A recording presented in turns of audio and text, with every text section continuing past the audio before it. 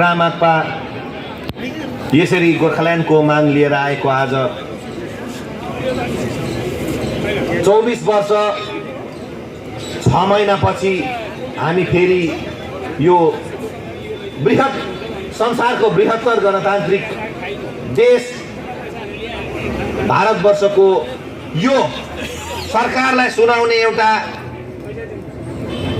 उचित ठाउँ सरकारले नै छानेर राखिदिएको जन्तर मन्तरको परिसरमा आयोजित धरना कार्यक्रमका मेरा आदरणीय सभापति, पार्टीका नेता कमरेड बीएम राई, पार्टीका शीर्ष नेता जनरल सेक्रेटरी कमरेड नरबु लामा, पार्टीका शीर्षस्थ केन्द्रीय नेतृत्वहरू, दिल्ली शाखाका प्रेसिडेन्ट आदरणीय दाई उत्तम छेत्री, जो नेपाली भाषा सङ्ग्रामका एकजना सङ्ग्रामी पनि हुनुहुन्छ, त्यसरी नै हाम्रा दिल्ली शाखाका सेक्रेटरी टेकलाल श्रेष्ठज्यू, हाम्रो यो कार्यक्रमलाई आफ्नो अति व्यस्त कार्यक्रम माझमा पनि पर सारेर सुदूर हामी जस्तै दार्जिलिङबाट अलग राज्य गोर्खाल्यान्डको आकांक्षा बोकेर सङ्घर्ष गरिरहनु भएका मेरा आदरणीय भाइ, राजनीतिक सहकर्मी अजय एडवर्डज्यू, हाम्रो पार्टीका अध्यक्ष जो आज हामी माझ सुरुदेखि नै बसिरहनु भएको छ, त्यसरी नै हाम्रो पार्टीका कार्यकर्ताहरू, नेतृत्वहरू, विक्रमादि भाइ आदि हुनुहुन्छ, त्यसरी नै हाम्रा खरसाङका विधायक परम मित्र श्री बीपी बजगाईज्यू, खरसाङ विधानसभा समष्टिका बङ्गालका विधायक, भारतीय जनता पार्टीलाई प्रतिनिधित्व गर्नुहुन्छ। उसै गरिकन मैले सम्बोधनमा राख्नुपर्ने गोर्खाल्यान्ड स्टेट डिमान्ड नेशनल कमिटीका नेतृत्वगण, मध्य प्रदेशबाट आउनुभएको अनिताजीलाई लिएर सङ्घर्ष गरिरहनु भयो। उसै गरिकन दार्जिलिङ पहाडबाट हामी सँगै सिक्किम आनन्द एक्सप्रेसको स्लिपर क्लासमा S1 को 1 देखि लिएर 78 सम्म धक्का खाँदै दार्जिलिङबाट लडी बढी गर्दै हामीलाई हामीले रिजर्भ गरेको सिटमा पनि हामी पो अनरिजर्भ जस्तो भएर आउँदै लड्दै आएका मेरा सङ्ग्रामी क्रान्तिकारी साथीहरूलाई सङ्ग्रामी अभिवादनमा राख्दै भारत सरकारलाई हाम्रो अलग राज्यप्रतिको प्रतिबद्धता, हाम्रो अलग राज्यप्रति सरकारको रवैया के छ सोध्न, साथै भारत सरकारको गोर्खाहरूप्रतिको अब अघिल्लो स्टेपमा भूमिका के छ त्यो कुरा सोध्न भारत सरकारले आज सरकारमा हुनुहुन्छ यशस्वी प्रधानमन्त्री, संसारभरि नाम चलेका एकजना भारतका प्रचलित नेता प्रधानमन्त्री श्री नरेन्द्र मोदीजी, जसले हाम्रै क्षेत्रमा आएर गोर्खाको सपना मेरो सपना भन्नुभएको थियो। उसै गरिकन वल्लभ भाइ पटेल पछि एकजना सशक्त गृहमन्त्रीको रूपमा स्थापित गृहमन्त्री श्री अमित शाहजी, जसले कालेबुङको डेलो डाँडाबाट गोर्खाहरूलाई बङ्गालले शोषण गर्दैछ, म गोर्खाको लागि चट्टान भएर खडा हुन्छु भन्ने हामीलाई आश्वस्त गर्नुभएको थियो। उहाँहरूलाई यो सम्झाउन आएका छौँ। उहाँहरूले हामीलाई दिएको वादा समझाउन हामी आएका छौं। हम आज दिल्ली में इसलिए आए हैं कि भारत सरकार, यशस्वी प्रधानमंत्री नरेंद्र मोदी, श्री गृह मंत्री अमित शाह जी, उनको याद दिलाने है। आपने चुनाव के समय में, चाहे वो 19 की चुनाव हो, चाहे वो 21 की बंगाल की विधानसभा की चुनाव हो, इन चुनाव में आपने गोरखाओं के साथ रहकर कंधे पे कंधे मिलाकर भारत सरकार से न्याय दिलाने का जो वायदा किया था, वो वायदा आज पूरा करने का समय आ चुका है। वैसे तो इस जंतर मंतर की भूमि में भारत सरकार ने हमें अपना वादा, अपना बात रखने का जो एक प्लेटफॉर्म दिया है, वही प्लेटफॉर्म से हम ये बात बताने जा रहे हैं। आपको मालूम है, आज हमारे देश के साथ छिमेकी देशों का, हमारे पड़ोसी देशों के साथ रिश्ता इतना अच्छा भी नहीं है, लेकिन उन बुरी नजरों से बचाने के लिए आज गोरखाओं की जो भूमिका है, उन भूमिकाओं को हम याद दिलाते हैं। आज भी देश के इन सीमाओं में -50 डिग्री में हो या गर्मी की 50 डिग्री में, +50 में हो या -50 में हो, बीएसएफ में हो या गोरखा रेजिमेंट में हो, रह के सारे हिमालय क्षेत्र से लेके मरुभूमि तक सीमा पर डटे रहने वाले इन गोरखा सैनिकों के परिवार को आप किस तरह के न्याय देने की बात सोच रहे हैं, वो हम पूछने आए हैं। हर लड़ाई हमारे पड़ोसियों के साथ होती है। उन लड़ाइयों में हमने दर्जनों गोरखा शहीदों को इस तिरंगे पे लपेटे हुए अपने क्षेत्र में स्वागत करने का अवसर हमें मिला। इन वीर शहीदों ने अपने छाती को कभी भी देश के लिए पीछे मुड़ने का अवसर नहीं दिया। उनके हर दुश्मन की हर गोली गोरखा सैनिकों के छाती पे लगी, पीठ पे कभी नहीं लगी। पीठ पे गोली लेने वाले गोरखा नहीं है, छाती पे गोली लेने वाले उन गोरखाओं को आज भारत सरकार न्याय देने में क्यों कतराती है, ये पूछने हम आज दिल्ली में आए हैं।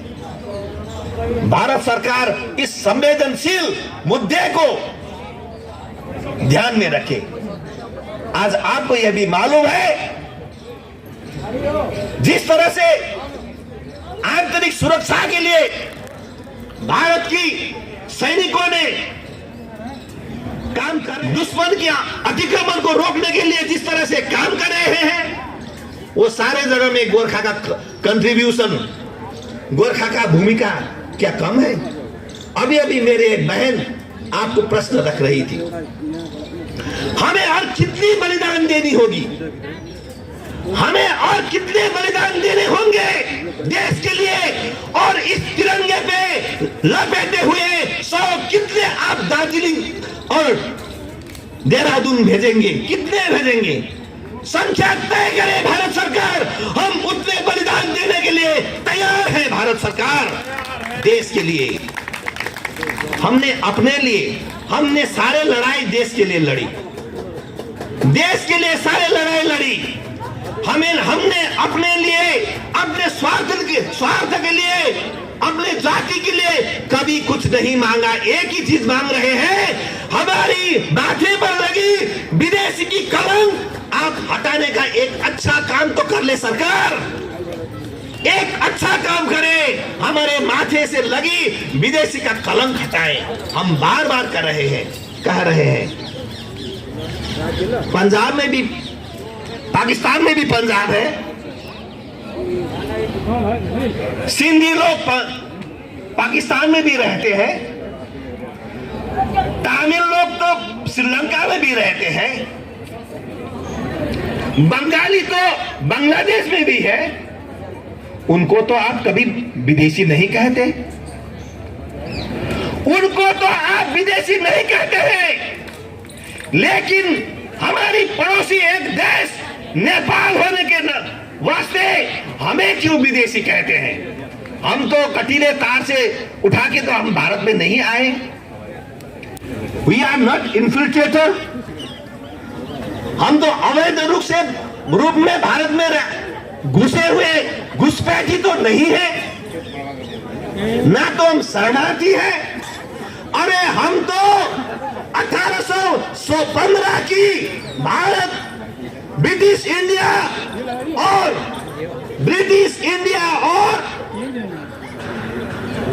नेपाल के बीच हुए सुगौली संधि के तहत जमीन के साथ भारत में आए हैं। अरे जमीन के साथ भारत में आने के बाद वहां की सारी भूमि भारत की बन गई। वहां की पेड़ पौधे, कीड़े मकोड़े, खोला नाले भारत के हैं भाइयों। रहने वाले भी भारत के हैं। वो आप क्यों पूछते हैं कि आप विदेशी हैं? यही मैंने जो कहा, पंजाब में रहने वाले पंजाबियों के लिए पंजाब है, बंगालियों के लिए बंगाल है। अरे सभी के लिए भाषा के आधार पर आपने देश दिया, राज्य दिया। गोरखाओं को एक अलग राज्य देंगे तो क्या आपकी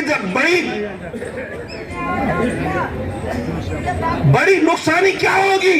बल्कि देश को एक और मजबूत हाथ मिलेगा आपको, और मजबूत हाथ। इस देश को मजबूत बनाने के लिए गोरखा की ये कंधे, गोरखा की ये हाथ सदैव भारत के साथ है और बढ़िया तरह से रहेगी। तो आपने ही वादा किया है, हम ये बात समझाने आए हैं। हमने तो नहीं किया, हमने तो मांग रखी थी आपको, हमने मांग रखी थी। आपने वो मांग पूरा करने का वादा किया, संकल्प किया। संकल्प हम तो मानते हैं, संकल्प का मतलब होता है कसम। आपने कसम ली है गोरखाओं का मांग पूरा करने का, तो वो कसम पूरा करने का समय आ गया है। भारत सरकार वही याद दिलाने आए हैं। आज गोरखा अकेले नहीं, आज गोरखाओं के साथ अवश्य भारत सरकार है। तो उनकी कार्यकाल में अब ये अंतिम पड़ाव पर ये सरकार की कार्यकाल चल रही है, तो ये उनकी कार्यकाल में उनका संकल्प पूरा करे, यही मांग लेके हम दार्जिलिंग पहाड़ से आए हैं। इसमें दिल्ली के हमारे कई लोग शामिल हुए हैं, विभिन्न राजनीतिक दलों के लोग मिले हैं। अगले साल चुनाव होने जा रहे हैं, उन चुनाव में क्या होगा वो दूसरी बात है। क्योंकि हम तो चुनाव की राजनीति नहीं करते, हम तो मुद्दे की राजनीति करते हैं। इन मुद्दे को लेके आपने जो वादा किया, वो वादा पूरा करने का हम फिर अनुरोध करते हैं। इस दिल्ली की धरती पे आपकी सरकार है, भारत की सरकार आज है, वही उन्हीं को अलग राज्य देने का अधिकार भी है। बंगाल कहती है अलग राज्य उन्हें नहीं देंगे। हम तो यह भी कहते हैं 1956 की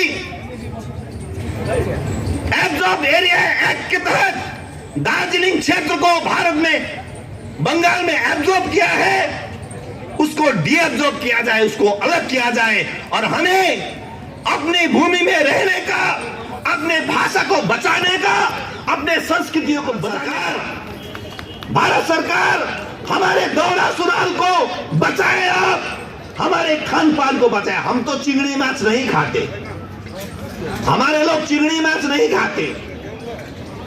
पहाड़ में ठंडी होती है, हमारे वहां पे कुएं नहीं खोदे जाते, हम तो झरने की पानी पीते हैं, शुद्ध पानी।